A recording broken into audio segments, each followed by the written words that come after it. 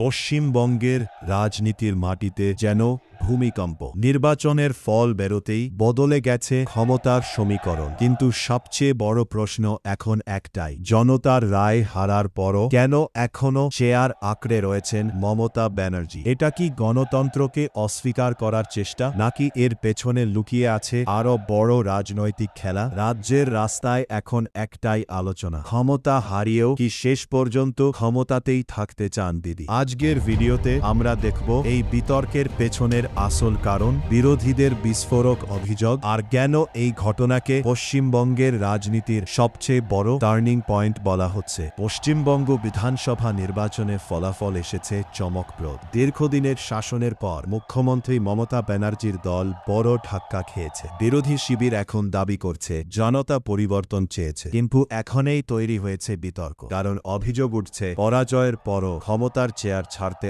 অনীহা দেখাচ্ছেন তিনি। বিরোধী দলগুলোর বক্তব্য, গণতন্ত্রে হার মানেই ক্ষমতা ছাড়া উচিত, এটা জনমতের প্রতি অসম্মান। তারা আরও বলছে এই পরিস্থিতি রাজ্যের রাজনৈতিক স্থিতিশীলতার জন্য ভালো নয়। অন্যদিকে শাসক দল বলছে আইনগত প্রক্রিয়া না মেনে শুধু রাজনৈতিক চাপ সৃষ্টি করা হচ্ছে। সরকার গঠনের নির্দিষ্ট নিয়ম আছে, সেটাই অনুসরণ করা হবে। তাদের মতে এটা শুধুই রাজনৈতিক নাটক তৈরি করার চেষ্টা। রাজ্যের সাধারণ মানুষের মধ্যেও মতভেদ। কেউ বলছে হারলে সরে দাঁড়ানো উচিত, আবার কেউ বলছে সবকিছু আইন মেনেই হওয়া উচিত, আবেগ দিয়ে নয়। এখানে মূল প্রশ্ন হচ্ছে, গণতন্ত্রে কি শুধুই ফলাফল গুরুত্বপূর্ণ, নাকি প্রক্রিয়াও সমান গুরুত্বপূর্ণ? এটা কি সত্যিই ক্ষমতা আঁকড়ে থাকার চেষ্টা, নাকি আইনি অবস্থান রক্ষার কৌশল? আপনার কি মনে হয়, মমতা ব্যানার্জির কি এখনই চেয়ার ছেড়ে দেওয়া উচিত, নাকি পুরো প্রক্রিয়া শেষ হওয়া পর্যন্ত অপেক্ষা করা উচিত? কমেন্টে আপনার মতামত লিখুন, লাইক করুন, শেয়ার করুন, সাবস্ক্রাইব করুন